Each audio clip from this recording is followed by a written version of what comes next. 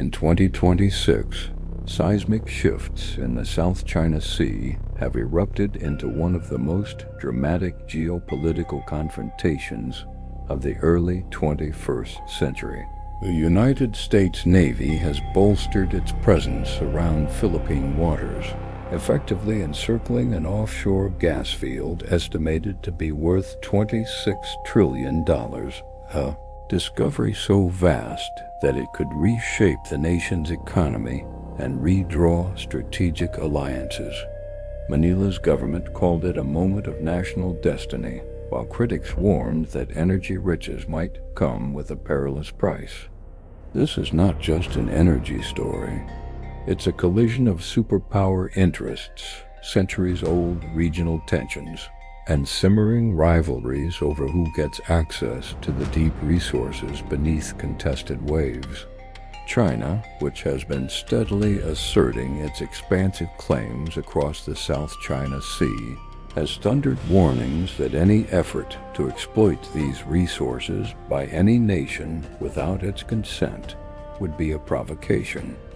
The Philippines, buoyed by legal affirmation of its maritime rights, now faces a choice between sovereign assertion and the danger of escalating into open confrontation with its giant neighbor.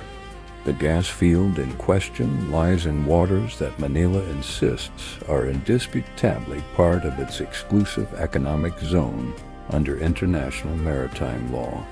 For years, the Philippines relied on a smaller field, Malampaya, for homegrown energy, but production there has dwindled.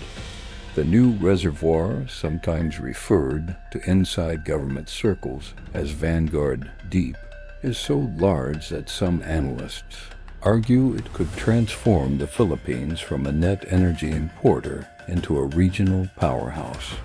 The sheer scale of the find ignites visions of energy security, industrial growth, and export revenue that could cascade into social uplift. Yet the very existence of such a prize is what has made this stretch of ocean so volatile. Manila's political leadership has portrayed the new energy boom as a vindication of years of diplomatic persistence, while opponents claim that the lure of revenue may have rushed declarations before technical drilling confirmed the full extent of recoverable reserves. The gas find has become both a beacon of hope and a potential flashpoint for regional conflict. Beijing's response to the Philippines' announcement was immediate and unnerving, a sharp rebuke, followed by expanded patrols in areas overlapping Manila's claimed maritime boundary. For decades, China has advanced its own sweeping claims across the South China Sea, based on an ambiguous and uncharted 9-dash line that envelops vast swaths of contested waters. While an international tribunal once ruled that those claims lacked legal merit, Beijing has refused to withdraw its assertion, maintaining that historical rights supersede modern legal frameworks. The presence of PIA Navy and China Coast Guard ships near the gas field has grown in recent months, sparking tense communications with Philippine vessels attempting exploration. Chinese state media has framed the conflict as a necessary defense of national territory and a rejection of foreign interference, stoking nationalist fervor at home. In diplomatic exchanges, Beijing has accused the United States of stirring trouble under the guise of freedom of navigation, warning that external military involvement in the region could trigger instability far beyond Southeast Asia. For its part, the United States frames its involvement as a bulwark against coercion and a defense of international norms. The U.S. Navy's repositioning, including additional guided missile, destroyers, and surveillance assets, has been portrayed by Washington as a mission to uphold freedom of navigation, peaceful dispute resolution, and the right of sovereign nations to utilize resources within their legal zones. The 1951 Mutual Defense treaty between the United States and the Philippines obliges both to consult and act should either be attacked in the Pacific, a clause that Manila has cited to justify closer military coordination. U.S. defense officials describe this posture not as provocation, but as reassurance, assuring allies that the Indo-Pacific is not subject to unilateral domination. Regional partners such as Japan and Australia have signaled tacit support for a rules-based order, even as they seek to avoid direct escalation. Critics in Washington, however, argue that the show of force risks stoking confrontation rather than calming it, especially if Chinese commanders interpret U.S. deployments as containment rather than deterrence. Within the Philippines, public opinion has ignited like dry tinder. Across social platforms, rallies, and political discourse, millions watch broadcasts of naval movements and diplomatic sparring, as though this were a new chapter in a historical saga. Older generations recalling past territorial disputes feel vindicated in their insistence on defending sovereign claims, while younger advocates of global integration view the U.S. presence as both a security guarantee and a troubling sign of foreign entanglement. Critics of the government argue that too much attention on military alignment distracts from pressing domestic concerns such as inequality, infrastructure, and public health. Grassroots activists pressed for peaceful dialogue with all parties, arguing that unresolved conflict could set back decades of progress in regional cooperation. Indigenous communities and fisherfolk whose livelihoods depend on access to coastal waters have voiced alarm, fearing exclusion from fishing zones and environmental degradation should industrial extraction proceed without local safeguards. These voices underscore that beyond high politics and naval deployments, real human stakes, livelihoods, identity, and future opportunities drive the broader narrative unfolding on the ocean's surface and beneath.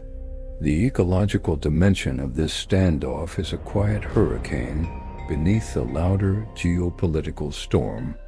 The South China Sea supports one of the planet's richest marine ecosystems, sustaining fisheries that feed tens of millions and linking coral reef systems across thousands of kilometers. Drilling for deep water gas, a process that involves laying extensive seabed infrastructure, seismic surveys, and tanker traffic, carries risks to fragile marine environments. Environmental advocates warn that deep-water extraction could disrupt migratory fish stocks, harm reef ecosystems, and accelerate underwater noise pollution that affects marine mammals. Critics claim that militarized competition around the field increases the danger of accidental spills, collisions, and infrastructure damage that could devastate aquatic life. Proponents of development counter that modern technologies minimize risk and that economic gains outweigh environmental concerns, particularly if strict safeguards are imposed. This tension reflects a larger global debate over resource extraction. Can nations harness underwater wealth without sacrificing biodiversity? In the Philippines, where fishing is both a cultural tradition and economic lifeline, the ecological stakes make the energy prize even more fraught with consequence. The presence of foreign military forces near the contested field has sparked debate among defense analysts about the doctrine of deterrence versus provocation. Some strategists believe that a robust naval presence, including U.S. surface combatants and surveillance aircraft, deters unilateral action by any actor that might attempt to assert control by force. They argue that visible force posture prevents miscalculation and signals commitment to collective security, frameworks that small states cannot enforce alone.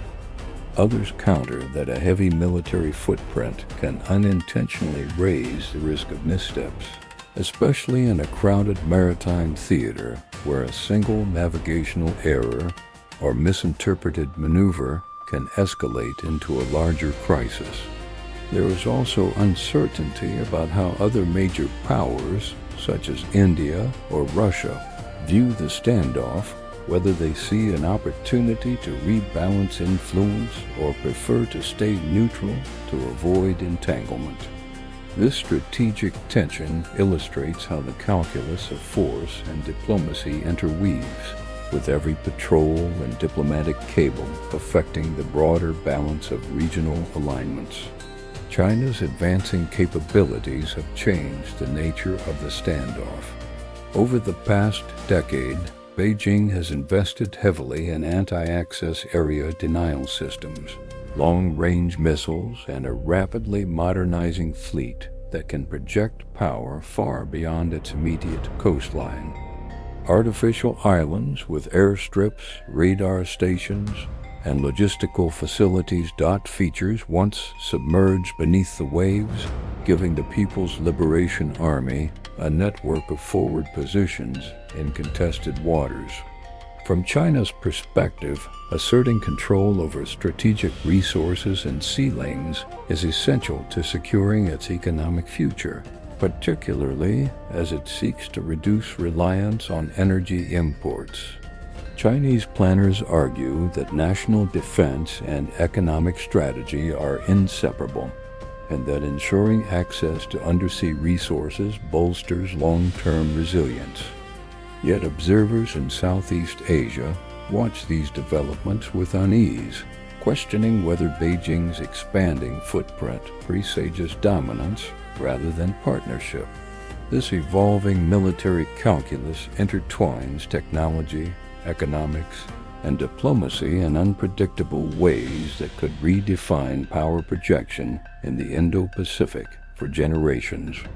Whether the standoff sparks negotiations, concessions, or escalation remains an open question shaped by internal politics in both Beijing and Manila.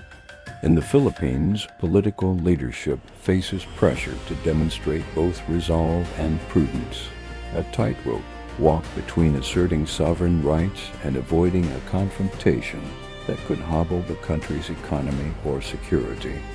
Manila's strategic communications emphasize that defending maritime rights is not an act of aggression, but a necessary stand for legal order and national dignity.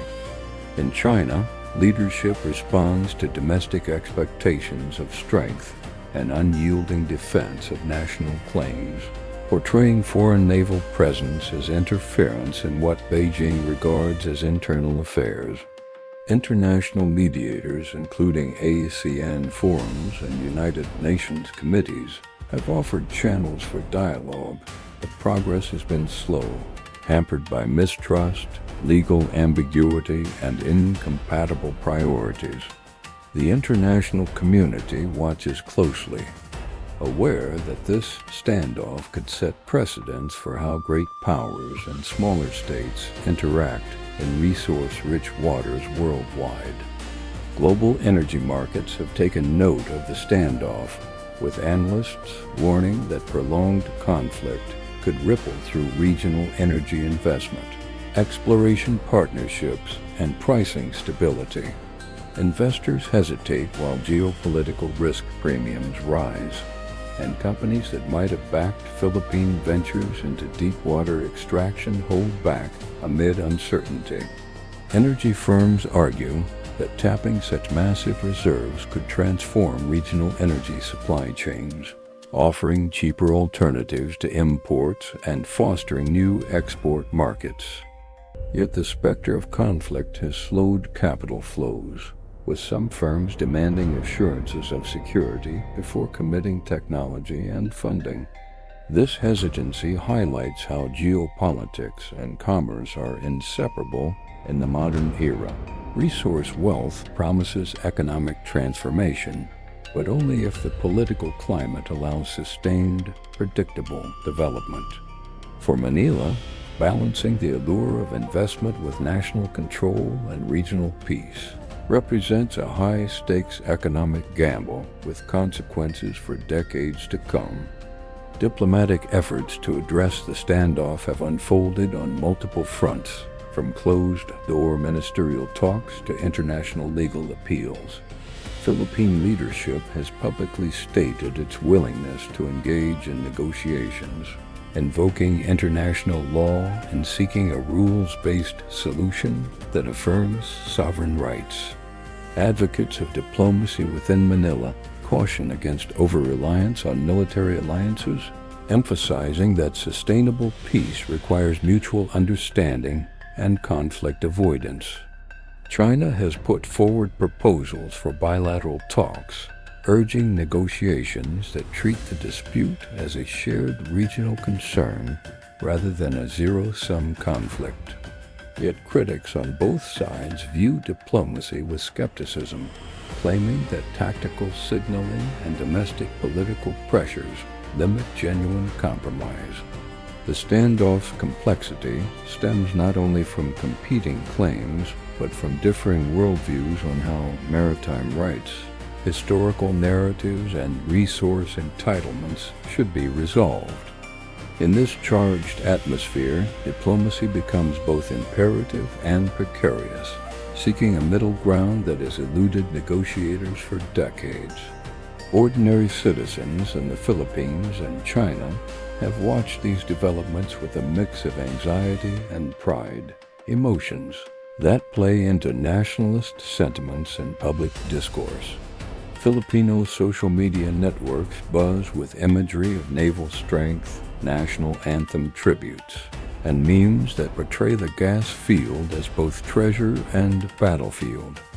In China, state news outlets emphasize territorial integrity and portray external naval movements as provocations. This interplay of public narrative shapes national identity and informs how each population perceives the legitimacy of their government's stance.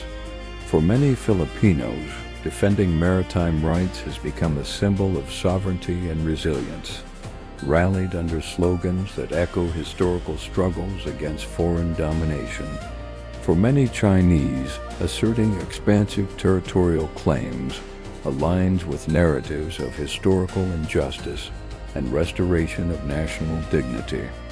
These emotional currents, while intangible, influence decision-makers who cannot fully separate public sentiment from policy direction.